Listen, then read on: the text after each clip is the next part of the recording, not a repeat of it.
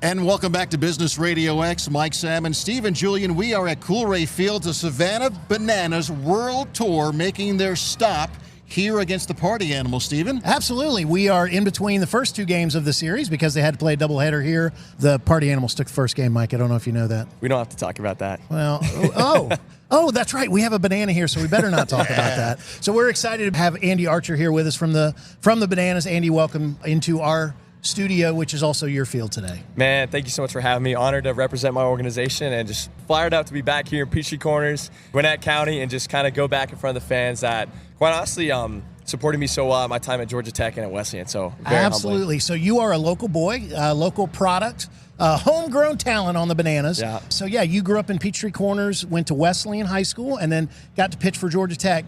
What's it like being able to come back now as a professional? I got to imagine that's kind of a dream come true. Oh, 100%. I think you got to do things to kind of bring you back to those days. So when you go up in Peachtree Corners, you go to Wesleyan, you go to Georgia Tech, you eat a lot of Waffle House. So the first thing I did when I got back, go get an all-star special, chocolate chip waffle, hash browns. And I think after that, I was like, okay, you know what? I can play in front of 12,000 How do you fans. get your hash browns? That's the magical question. Scattered, smothered, covered, chunked, I get them diced? plain, brother. Plain? Yeah, I get them plain. Okay.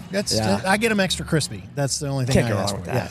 Yeah. Andy, you played collegiately at Georgia Tech. Obviously, as a college baseball player, the goal is to go to the pros. Yeah. Talk about your journey. How did you end up as a banana? Yeah, crazy story. I'll keep it brief. So Georgia Tech initially walked on the team. So just, so grateful to Danny Hall. Give me a chance to just walk on because of my grades. Go to school, kids. Pay attention. And then from there, developing into the closer and then the Saturday starter, mixing in Tommy John surgery on my pitching elbow, and then having that overlap with COVID, basically going to about 2 years without pitching. And so from there, kind of just, wondering if my dream is still alive at any fashion. Had a few free agent contracts after my time at Georgia Tech finished. Transferred to the University of Hawaii after that. Had an amazing year, and then I sat at a desk for a year and a half until something in me decided that I needed to play again. So I started training. I had a shoulder surgery from an injury I sustained at Georgia Tech, and my first call with the Bananas, I had my arm in a sling, and I was on painkillers. I don't remember what I said, but it was good enough to get me a tryout, and I was still throwing 92 miles an hour, and so here I am.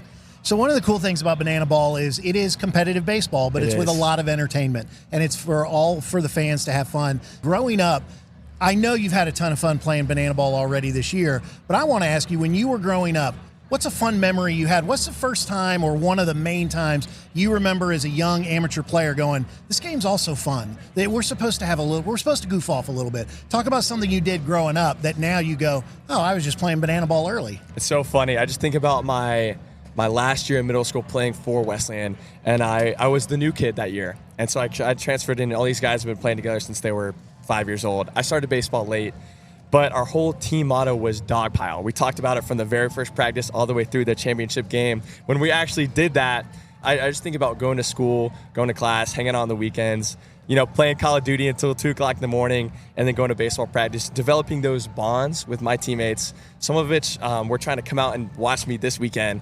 And I think for me, the fun part is just going out and taking the field with guys that love you and trust you. Just know that no matter what happens, you guys are going to go and have a good time after the game. Getting a ticket for these games is tough to get. Yeah. As a player, I'm sure you get your allotment, but being local, you probably needed more than your normal allotment. Did you just go to your teammates who don't have local ties and say, let me use your tickets as well? Yeah, that's where some bartering comes into play. I think I'm a pretty charismatic guy. I think I can get what I want most of the time. So you got to trade a little bit. Maybe it's a dinner for 2 tickets. Maybe it's a little more than that. Or maybe it's just got to butter up somebody's mom the right way and they might slide you 2 tickets. So there's a lot of different ways to do it. I think you can solve a problem a lot of different ways. Skin a cat. How do they say it? Yeah. So as we've said, this is a lot of fun, but it is also competitive. So in a baseball game without all the entertainment wrapped around, they would tell a pitcher, hey, is there anybody in the lineup you got to be real careful with? Who on the Party Animals, I won't say scares you because nobody scares you. You're a Yellow Jacket, now also on a yellow team. Yeah. But who's the player on the Party Animals when they step in the box? You got to make sure my change-up is extra sharp, my breaking stuff is really... Who's that in the box for you? Yeah, so easy answer. He's the leadoff hitter of the Party Animals, Reese Hampton, and he torched it when he was at AA with the Tigers organization. Switch hitter, he hits for power, he hits for contact. He's a tough out, and he's an intimidating guy. I think he just loves to compete. And because he is so good at what he does, I think he represents this organization and what we do so well, because it is, like you said, very talented baseball as well. Now, this is also your first season with the Bananas. What's your favorite memory so far, or best strikeout you have so far? Okay, I'll answer both. So best memory is easy. Opening weekend in Tampa, there was a kid who came to our early game experience, VIP, where we get to interact with fans and have special moments with them. And he had a brand new glove. And so I just asked him, Connor, do you want to play catch? And he said, yeah. And it turned out it was his first time ever playing catch. And we just kept throwing. We had to figure out which foot we were stepping with first just to make sure that we were able to get it there. But after that, I was able to connect with his family, and he's playing youth baseball for the first time ever. And so I think just having that moment, sharing with him was his first ever game of catch, was to me extremely humbling. And I hope that, he goes and plays MLB, and he plays for the Bananas one day too. Yeah. But favorite strikeout, I think there's a guy, Tanner Thomas, and he likes to do, he's a big name, and he's a great hitter, great player, represents the party animal super well. And he does a lot of intros, big entrances, and I love to strike him out when he does one of those. Just because he can walk to the plate with all the music, Yeah, but then he's got to walk. Tag guy, then he's got to walk back to the dugout after you've struck him out. Exactly. After you've played banana ball now, or now that you're playing with the banana, is there anything else you'd want to do? I mean, it seems like this is a dream job. I mean, I know every guy wants to go to the major leagues. Is that still a dream, or is I love what I'm doing here? Yeah, you nailed it. I think for me, at the end of the season, if I got the Braves called me and said, we want to sign you to a minor league contract, I would say no. Because this is the most fun I've ever had on a baseball field. If they said major league contract, you're a good negotiator. You're a good barterer. So I think the first thing I would do is talk to my teammates about it. Okay, but minor league contract, no. You'd stay here. 100%. 100%. Just because of the bonds that I have with those guys in there in such a short amount of time, and just the impact that we have. And that's one thing that I don't think you can do at the major league level is do what we do just with the next generation of baseball players. Yeah. Andy Archer, pitcher for Savannah Bananas, thanks for your time. Oh, thank you guys so much. It was so much fun watching you guys today. You've got a double header today. So the dance moves, you strong on the dance moves? Getting there. I just came from, listen, player dance, third inning. You're going to be watching somebody tall and lanky out there crushing it. All right, I need like 5 cups of coffee, but that's fine. We can do that. And by the way, last question. What's the good word? To hell with Georgia. Amen. Go Dogs. So, Mike and Steven back here at Coolray Field, the Savannah Bananas World Tour. Stop number 6, I believe, on the tour here at Coolray Field. Joining us now, the team is owned, Steven, by Jesse and Emily Cole. I knew that. The real boss is here. Yes. Emily Cole, owner of the Savannah Bananas and the Party Animals. Yes. And next year, the Firefighters. Correct. And then we'll see what goes on.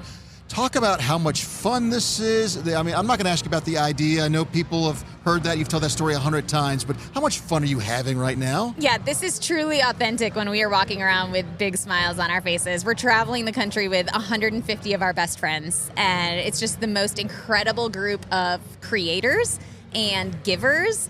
And to surround yourself with that kind of positivity is something that we could have only dreamed of. I mean, our kids travel with us, and the role models that they have and just the daily interactions that we have with this group, it's so immensely beautiful. And Emily, we've talked to the players, and people love to talk to the players. I want you to talk about the family members that are in the tents that are selling the merchandise, and they're creating not just creatively on the field, but what they're creating for the fan experience. Talk about what it takes to be part of the Banana family and to work behind the scenes or with the crowd directly. It's one of the things that I'm most proud of, I think, is that we have really become a family organization through and through. And in the sports industry in general, there's a lifespan. You do it for a few years, and then you want to settle down, and you know that the travel is too hard and it can't be done. And so many people leave, and then they go into insurance or something that they never saw themselves doing, which is fine. But when we set out, we wanted to make this a lifestyle that could also happen while you're simultaneously growing a family. And so we have really tried to concentrate on that for our people. So we are at the point now where the players' girlfriends, the players' wives, the staff members' husbands, they are part of our organization. Sometimes it's on a full-time level. We have probably the highest ratio of people that are married on staff as any organization. But even if they're doing something else, like a teacher, for example, they'll spend their summers traveling with us. And it's a way that people can stay connected to their loved ones while also following their dreams. So there's that old saying of, man, it's hard to be married and work together. since you and Jesse did it already, you guys are like, well, if we can do it, let's find other people that can do it. And to truly create a family atmosphere, one of the best ways to do that is to have your family together. Yes. Your kids travel with you. Are there other children of other family members? Talk about some of the roles that the kids play for the team. You've got one on the team, number one half. Yeah. Is that one of your, someone's kids? It's one of like the staff's an kids? extended family friend. Okay. But yeah, they're constantly around. I think our kids at this point are mostly like comedic relief, because they're all under 6. But yes, Jesse and I are actually the oldest really of the group. We have a few that are older, and not that we're super old, but we're kind of some of the older ones. And so the kids that are coming now are in that under 5 range. And so we haven't really grown them up through the organization yet, but you can believe that they will be selling concession stands and taking tickets in the next couple of years. As this Banana Ball continues to grow, do you and Jesse see yourselves bringing on investors? Everybody's going to want a piece of this. Do you see investors? Everybody already does. Yeah. Do you see investors? Have they already lined up asking to get a piece of this? People reach out to us. At this point, our clear focus is to just create more fans and to create the best fan experience. And we believe that by keeping us involved, we are keeping that authentic vision. Yeah. Not that it can't happen with other people, but I would be worried that things might get watered down if more people came in at the top, because a lot of people look at us for the leadership. And so for now, our vision is to just stay with our small group. And I'm going to pivot that question and ask a little differently, which is, because I know on the ESPN documentary, you guys traveled and played another independent team, not just played the Party Animals on your first world tour. Is that another, so people have reached out to you maybe on investing, but have other people reached out and said, I want to do a version of that maybe in the Southwest or Northwest, some of the other areas and some of the existing independent teams? What can we do to have a sliver of Banana Ball, maybe not all the same rules? Yeah, 100%. And our mindset is always share the pie. Yeah. There is so much to give. There is no part of us that is thinking, oh, if we get more fans, then somebody else can't have them. And so anytime somebody from any organization or industry calls us, we're an open book. And we speak to high school classes, we speak to college classes, we speak to civic groups, because we're fine sharing what we're doing. I think we're just creating joy in the world. And if more organizations are doing that, better for all of us. Jesse's famous on the documentary for the ideas he writes down every day. I know you are full of ideas. You may not follow the exact same rule of 10 a day. What I want to know is, can you share at least one idea that either you came up with or he came up with? Because I know there's plenty that never made it onto the field. Can you share a funny one? We can't do that. We absolutely cannot. No, we can't do I'm that. not trying to squelch your creativity or our creativity, but we cannot do that. Well, I would say that definitely, when you're looking at the two of us, Jesse is the dreamer, okay, and I'm a little bit more of the realistic person that brings him back down to earth. So he has been pitching to me for years that our guys are going to skydive into their positions. And I'm the mom Nothing that's wrong with saying, that. okay. The insurance cost alone. Well, that and just, a lot of things could go wrong. Right. And if it was perfect, great, but just there's a lot of variables. And so I'm trying to squash that. There's a reason why the people that have done skydiving into a stadium, it's usually just one. Correct. Or 3 at the most, right?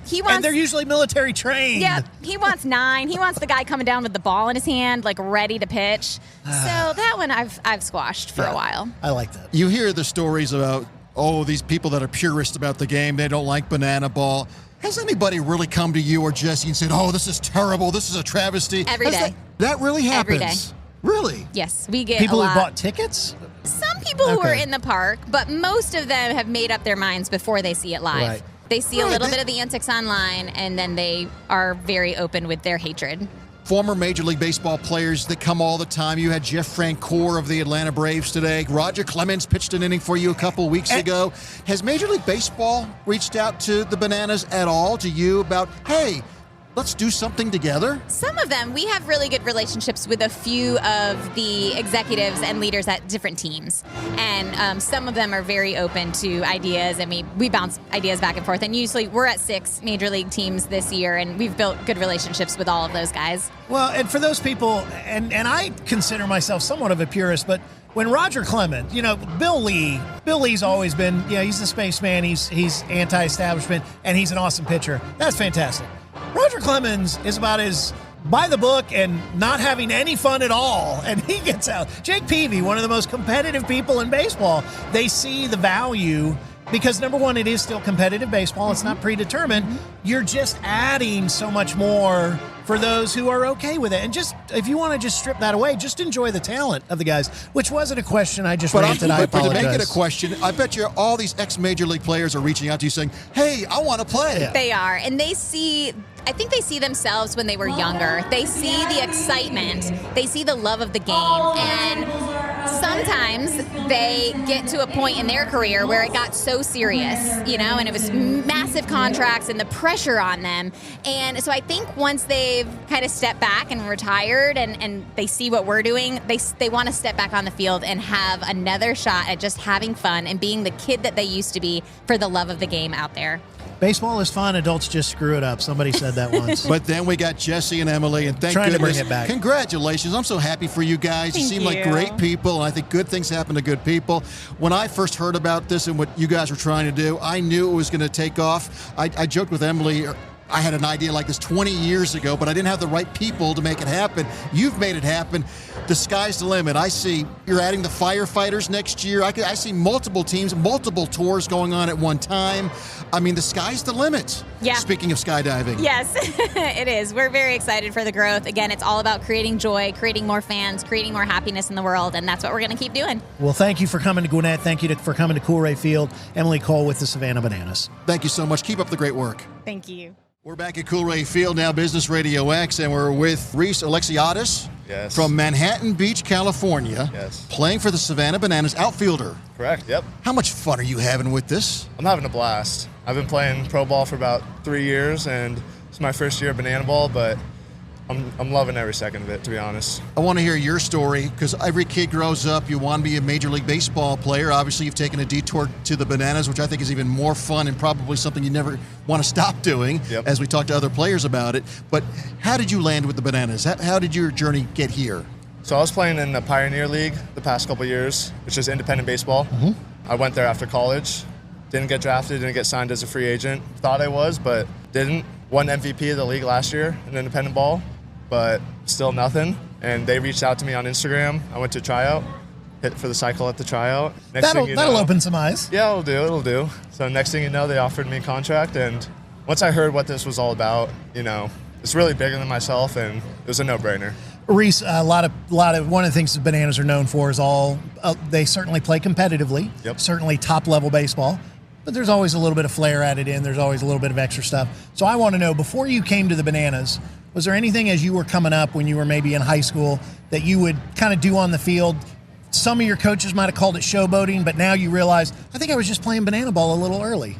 I'll be honest with you. I was always head down, hard 90 to first. You were a by-the-books guy. By-the-books guy, do the things the right way, baseball way. Yeah. So then if you came up that way, what was the first thing you did in a Bananas uniform that you went, oh, I think I can do that. Oh, there's more to this game than always following the rules. Well, our first series, one of the cool things I did was I made the last out of an inning, and instead of going back to the dugout, I just went into the stands, hung out with the crowd in left field. This was in Tampa.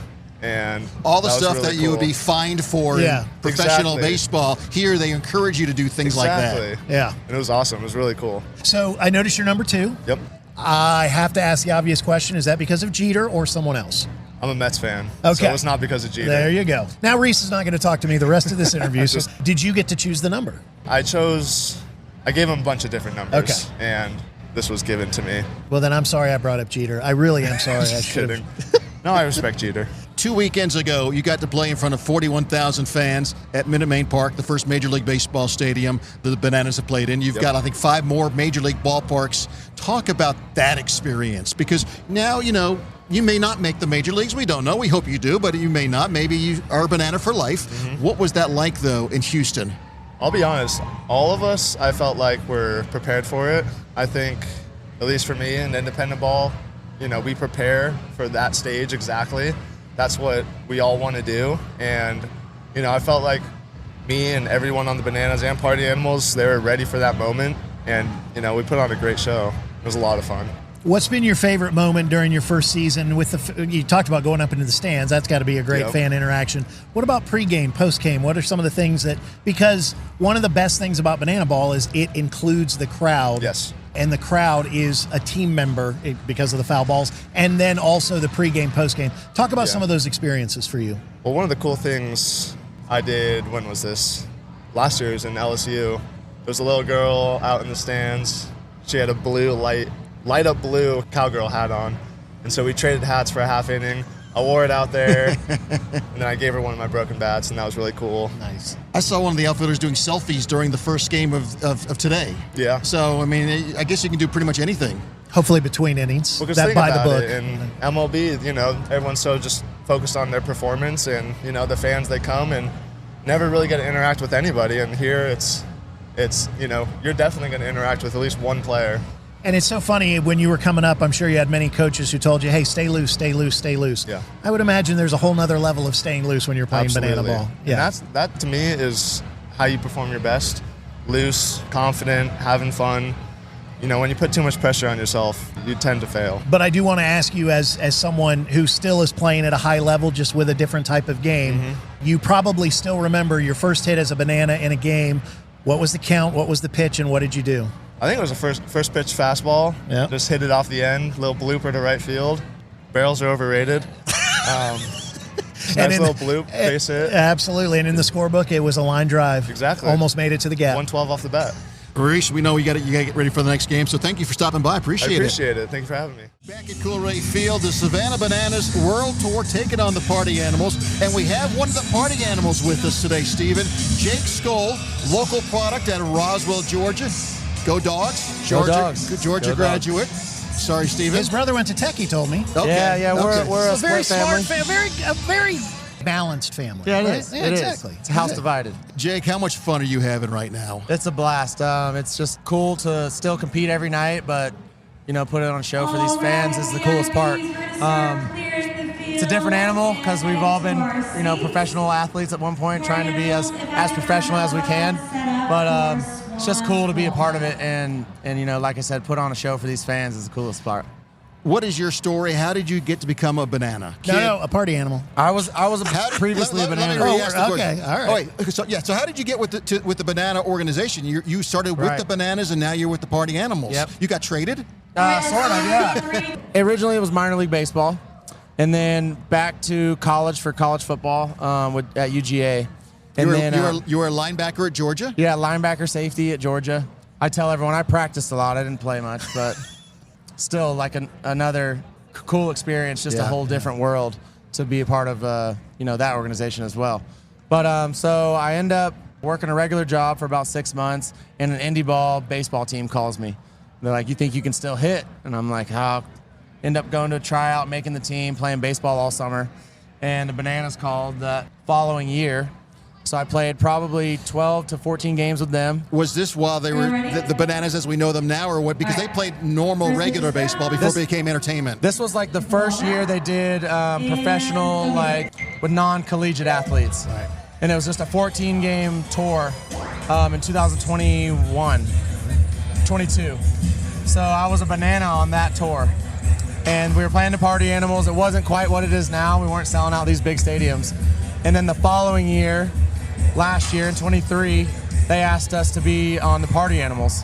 So they wanted to make it real competitive. Both teams were neck and neck. We ended up winning the last game of the series last year to win the tour. So I rub that in their face quite often. They've got us by a couple games this season. But it's still early. There's still time, right? It is. Yeah, You're absolutely. Right. You talked about playing professionally. You are still playing professionally. There's just other professional parts of the job that are now coming through. So what was one of the first times, as you put on at the time of Bananas uniform and now in the Party Animals, what was one of the times where you kind of felt comfortable? There had to be a moment where you went, I'm going to embrace this part of the professionalism. And was that during the practice leading up, or was it actually in a game where you went, okay, I can do this and still play at the best on the field? Yeah, I think just the original conversations when you're signing these contracts of, they want the level of baseball to be high. And that was a breath of fresh air, just because that's all I did was play baseball. I wasn't really dancing or entertaining while I was performing these sports growing up. So that was a breath of fresh air just to know that, all right, I can put on the uniform, step out of my comfort zone when I need to, and maybe throw out a dance or have an at-bat with my shirt off. But for the majority of time, I'm out there just playing ball. And I think they have embraced that side of it too, because they, like I said, they want the baseball at a high level. So you talked about kind of telling the Bananas when you won the last game last year. So talk a little bit about the trash talk. I know we're family and we're doing this together, but you're still competing. Who's the best trash talker? Shoot, I think it's night to night. It's you find out who has 2 hits probably going. That guy is talking the most trash probably. So yeah, whoever's hot is the best trash talker. You'll find guys that are 0 for 3 or 0 for 4. That guy's not talking much. So yeah, it's just a cool dynamic where we're in the same locker room majority of the time. When we're at home, we have separate locker rooms, but it's a tight-knit group from both rosters.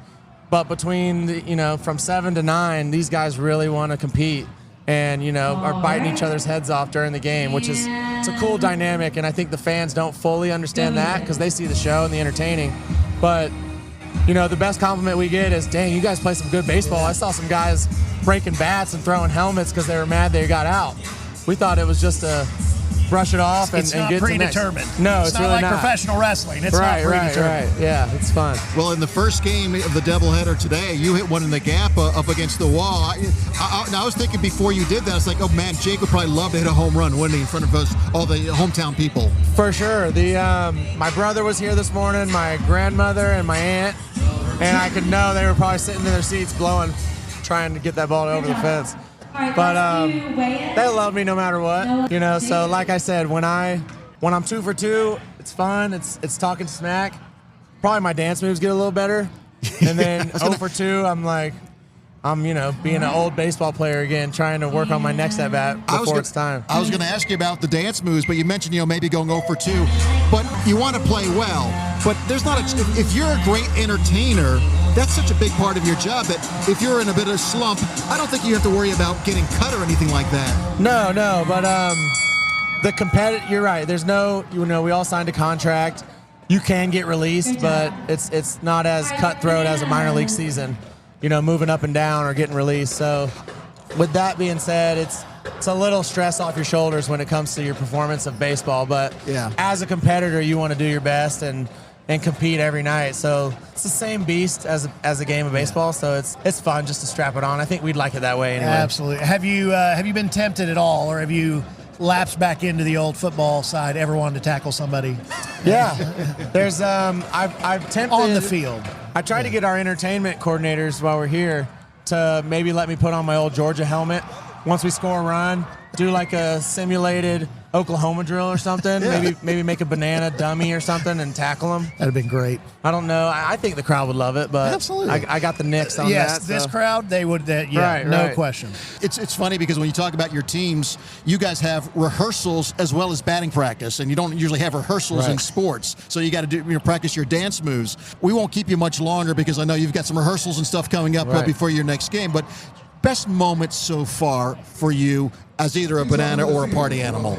I would say winning the tour was special last year just because the group came together and felt like another team that I'd been on my whole life. And we started playing good ball and just doing some things that I had always been accustomed to. But just really cool to have that in the banana ball scene of playing just good baseball. And I think also going to some of these cities, and Vegas comes to mind, and we did a really good job of just played really well, the party animals, and watching that crowd turn from almost the Bananas to party animal fans was just a cool thing. We finished the game. I don't know how much we won by, but we jumped in the pool in right center.